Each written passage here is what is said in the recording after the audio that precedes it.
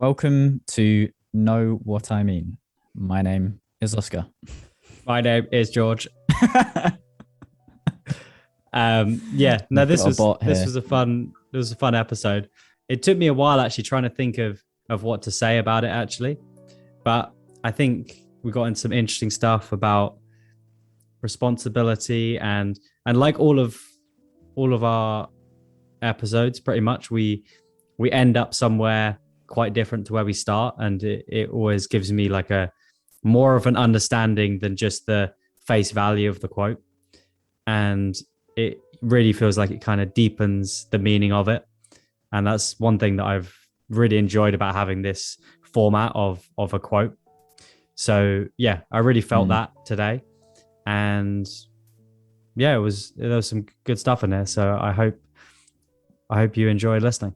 Yeah, I think this one's it's a current topic for me in terms of socializing, loneliness, how we contribute, what we expect from other people. I think there's a lot of stuff that anyone will really be able to relate to, I guess, at different times. But like, I agree with you. It's nice to get into it and kind of vocalize it. And one of the things that we were talking about before recording was George talking to himself in his flat. And I do feel like this podcast is, because we're having to externalize and actually record things. I think it's getting thoughts and deeper thoughts out on paper, and then kind of actually recording, and that's actually quite transformative. I'm noticing changes from just having to show up and do that every week, really getting stuff out there every week. Like, I definitely noticed that the way that I talk in general has changed, I think. And my level of confidence, I think, has changed because of that. Yeah, no, there's a big difference, I think, between feeling like you understand a quote. Like, you can read something and be like, oh yeah, I understand that. And that's kind of, where I was before starting this podcast a lot of the time, where I was kind of like, yeah, I understand this. Like, I know about that. But then when pressed to actually articulate it, I would really struggle.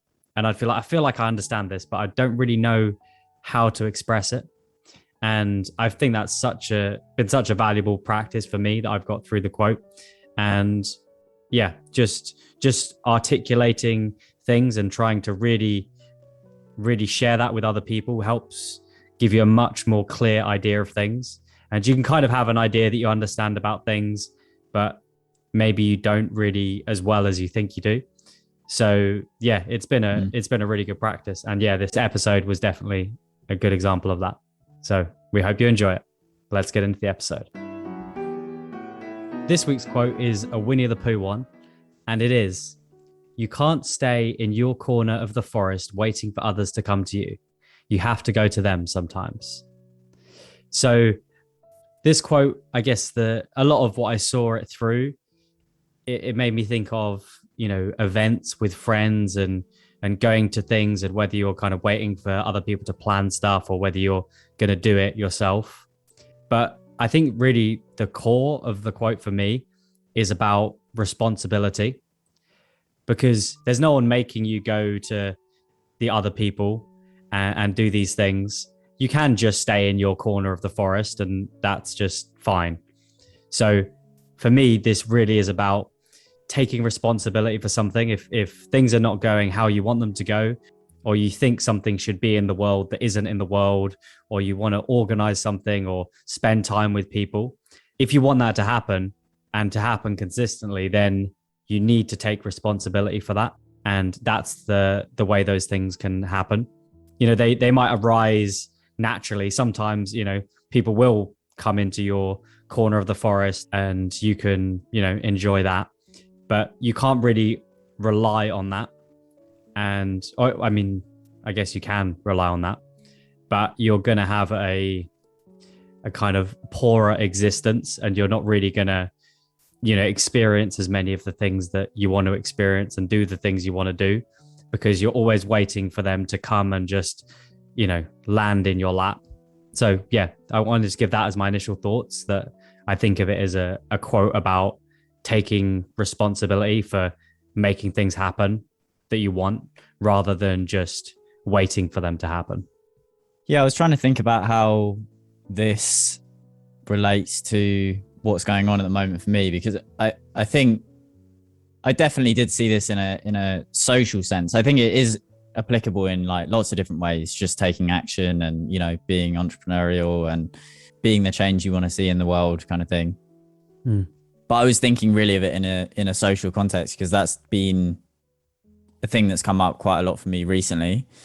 And I suppose that's been largely from working alone, and particularly when I was working from the room that I'm currently sitting in recording, which is the kind of spare room. And I'd work here all day and I wouldn't talk to anyone, because with the work I do, I can email people maybe, but it's very unlikely I'll be having like Zoom meetings. And then it can get all the way to the evening and say Imi's out or something like that. I might not speak to anyone all day, right? And I noticed that I was starting to get quite lonely, you know, like it was just, I've realized in the last couple of years that, well, I guess I am extroverted really. Like I do actually recharge with people. It just happens to be that I also can feel quite shy or like awkward around people too. So it's a bit of a clash. It's kind of like, I really want to go and spend time with people and be open with people. But I also feel, it depends on the mood that I'm in, but I also feel like, yeah, I can end up feeling quite contracted around people, which kind of those two things can clash sometimes. And the reason why I bring that up is just that I'm fine being on my own, but after a certain amount of time, I really do yearn for being with other people and being able to connect with other people. That's something I do need. And I've been wanting to take action on that more recently. So I love like social, I love, people find this weird, but I really like networking events, for example, because I love talking to people I don't know. I love talking to strangers. I love just getting into chats with people that I've never met before. That's actually quite often the places where I feel most comfortable, because I feel there's just a lot of potential. It's not kind of locked into people's view of you or your view of them. It's all quite fresh. So I love going to events like that, and I haven't been able to, obviously, over COVID. So I've really been thinking about how can I meet more people that I don't know? How can I put myself in that context more as a freelancer? Because it can be quite a lonely existence. And it's kind of ironic that I've ended up choosing to be like a sole trader freelancer, as someone that does really enjoy being around people and feeling comfortable around people. So yeah, it's just been on my mind, and like trying to figure out ways that I can put myself in context where I can meet new people and have interesting conversations with people. Yeah, so that's been on my mind recently. Have there been any things that you've done or that you're kind of planning to do with that? I suppose there's stuff manifesting just through that desire. So it's not even been like, oh, I'm doing this for a social context. Like I've got this big group kind of art show coming up on Friday, and it's me and my friend Ed, and we're organizing it. And it's just going to be a huge, like massive event, you know, loads of artists and loads of people just turning up, you know, people I don't know turning up, hopefully. And I love environments like that. So that's kind of happened. And it's great as well, because I feel, because I've been involved in setting up, I already feel very comfortable in the context, as in like, I feel a sense of, there is a certain sense of control, as in like I'm in this context of the show. I've done like loads of the planning, so I really feel like I know my way around it stuff. And yet like this variable of like lots of people I don't know are also going to be coming in, and I think that's just going to be really fun. So that's sort of something that's manifested. But I've also been thinking about helping to start up a kind of, it was an existing thing like before COVID, called the Breakfast Club, which is like a morning kind of design event and semi-networking thing. There's like a little talk, but it happens at, it starts at like 7:30 in the morning and goes on till like 9, and you just drink coffee and just meet people. And I've just been like, yeah, I'll commit to doing that. It'll be hard because it's a once a month event and like loads of people come to it, but I want that context and I'm not finding it. You know what I mean? Like that's the thing, is so like, I suppose I've been waiting, you know, in my corner of the forest and looking and like, oh, is the right opportunity going to come up? I would love for it to, you know, but it's kind of not. Like none of the design events I was going to are running. Nothing's really happening. Like it's pretty dead. Things haven't quite started up properly in the context that I'm in of kind of doing design stuff.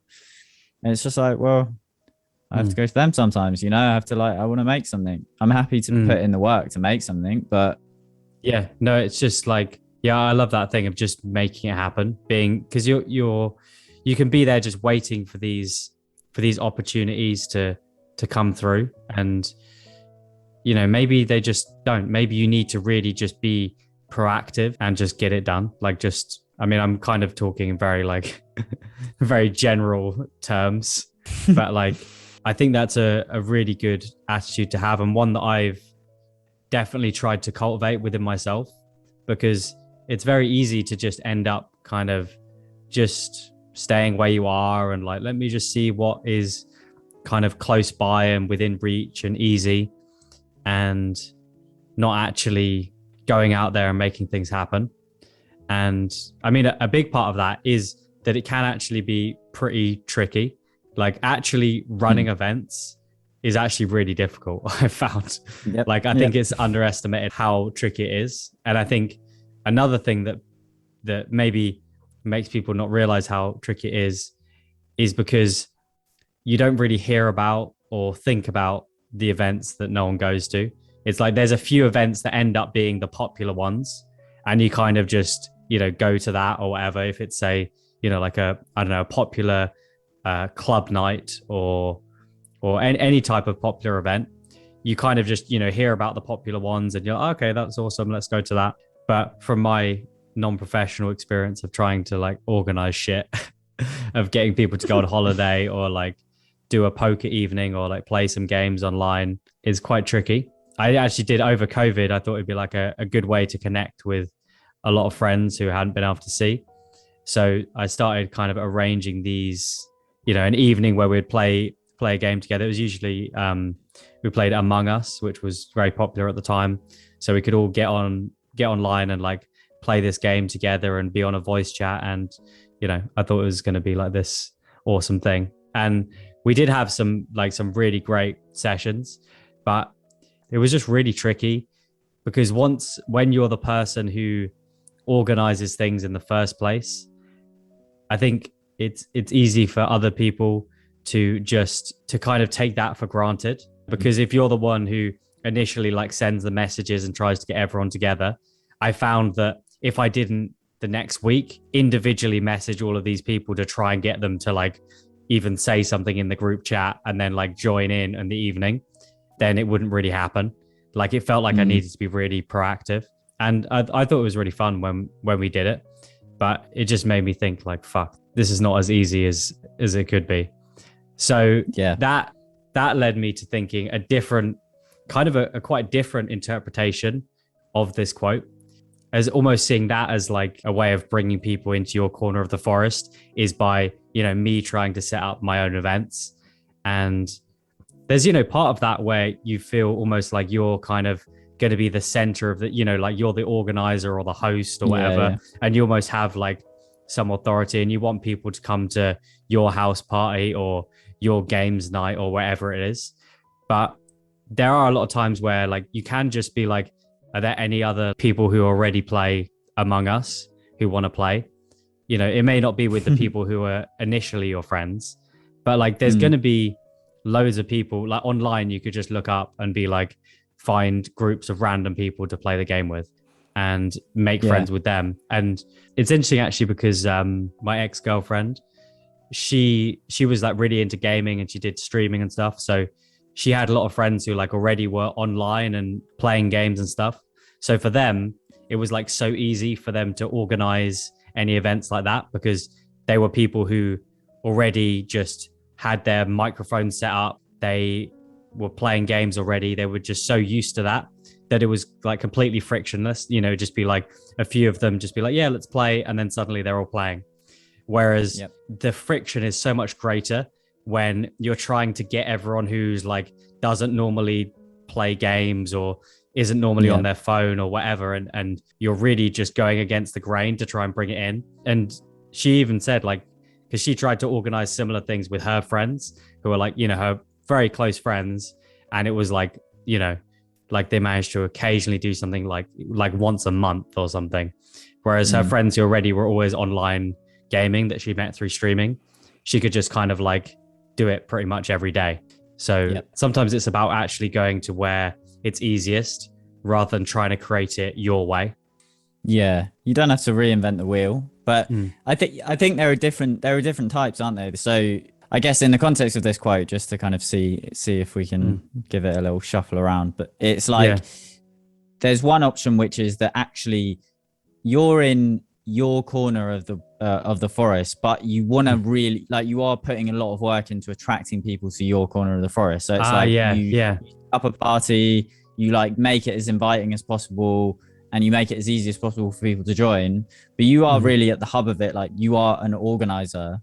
And then the other thing is literally going and seeking out existing something that's already got momentum. You don't have to create the momentum. It's already got momentum. So you're actually going out and seeking it. And then the third thing, which is the sort of passive option, is being, you're sitting in your corner of the forest, which I guess I guess this quote is referring to. This is like, essentially you're kind of sitting on your phone in the corner of the forest and kind of waiting to be invited to parties, and waiting for someone else to organize something and for you to be invited. And that's the option where you've got, I guess, the least chance. One of the things that I wrote down was, and this is great in life advice in general, is you get out what you put in. And in this context of something social, it's just like, what do you want your experience to be? You want to be invited to things. You want to be popular, maybe. You want people to feel comfortable with you.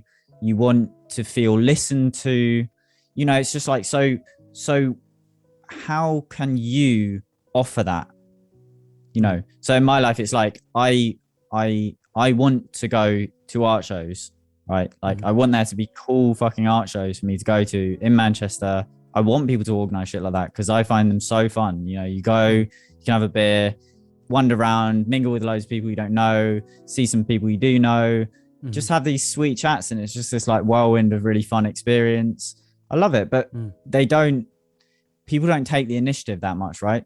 So it's just like, okay, well, maybe if I do it, then it'll be like, oh, that's possible. That was a success. Like, other people will try and do it, right? Or so that's what kind of like a bigger example, but like a small example is like, everyone wants to feel listened to. Everyone wants to feel respected and really paid attention to.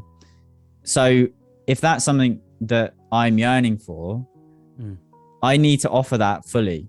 That's the only way of attracting that back. You might be lucky and come across someone who is just very receptive, but they're not going to stick around because no one wants one way thing. Like, no one wants to just be listening and not have the opportunity to be heard, like, so it is that law really of just like, you need to offer what you want back. In this context, it's like, it's kind of like an ecosystem, isn't it? It's kind of like, you want to go to events and you want to go to things that are really enjoyable that other people are putting on. But those people are taking initiative and they are setting something up and they are risking quite a lot by putting something on as well. Because there's failure. People don't necessarily thank you for putting on events. If they go well, then they just have a fun time. If they don't go well, then you get blamed for why they haven't gone well. So it can be quite a thankless task. But you do, like, someone does that. And therefore, like, if you want those things to happen in the world that you're in, then one way of helping that ecosystem be healthy, of that kind of give and take, is offering up, either contributing towards the organization of something, organizing something, setting something up, joining in. So I'm kind of thinking of that. Yeah, I think the ecosystem works quite well. It's just like, you need to kind of offer things in and then join onto things, and you're just adding to this kind of healthy. Yeah, because you can be, you're taking responsibility to be on both sides of that, like to be an awesome guest.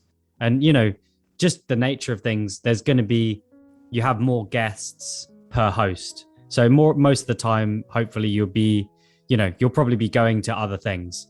If there's something, I don't know, you've got a particular interest or something, like you love going to the art shows, even though there's not many art shows, like you probably go to more then you run yourself, So you're kind of having that as the primary thing, is like, let me see, like, let me always be looking out for things that I want to do and things that interest me, and going for those. And then occasionally, hopefully, there's going to be little times where you're like, this isn't here, or that no one's doing this, or it'd be so nice to have this thing, this particular event or whatever. And then you can play that role and you can do that. But I think it's good to have the first port of call to first off be like, look around and see, actually, is there anyone who's already doing this? Are there like cool events or meetups or classes I could go to that I would just already do this? Say with something like poker, for example, you could, if you really want to play poker, you might try just going to some groups and seeing if you like them. And then you could also, organize events with just your friends and see, because the easiest one to do is going to be to just do it with other people who already meet on Tuesday at 7:30 at a particular place. And you just show up and there's all this stuff already set up. Everyone already knows how to play poker. You don't need to like explain it to like the person who's new, who's come or whatever. So there's things like that you can do, or you can, be like, no, I want to do something with my friends and take more responsibility for organizing it. And yeah, you just find what's needed. You've got that desire of like, I want to do something like this. And then you see if it's there. If it's not, then you can take responsibility for bringing that into the world. Yeah. And I'm just thinking of it like, because I think it can be quite nuanced, for example, with you and jiu-jitsu, is like you joined a group that was pre-existing to learn jiu-jitsu, when you were starting and to be tutored in it. It wouldn't make sense for you to create a group if you didn't actually know how to do jiu-jitsu. So you join it, but then after a certain amount of time, then you start teaching classes, and that's really offering. It's not just receiving. It's like, it's actually offering and giving back at a certain point too. Yeah. And that's how it works. It couldn't be that it would only, if there's a system that is completely reliant on financially, you being rewarded only financially, like it would just grind to a halt. It has to be more of like you really wanting to give because you care about something. And in that case, it's just like you're offering to, well, I don't know if you get paid or not, but it's something that you love, and you see that there's this ecosystem, this thing that functions out of people contributing and then new people receiving, and it's just this kind of give and take, and it's quite a natural thing. It's just like quite a harmonious system of contribution and sort of receiving. Yeah. Well, I love that. I think that's a great place to move on to next week's quote. Cool. Let's see what you got for us. All right. This is a bit of a kind of weird one because I don't quite know what it means. Okay. Well, that'll be fun. No, but I've wanted to explore this proverb, not in this podcast, but like I want to know what it means. So yeah, this is a proverb. And in this book, it says it's a traditional proverb. So, traditional proverb. Any particular tradition? Nope, just traditional. Cool. A bird in the hand is worth two in the bush. Oh, that's a good one.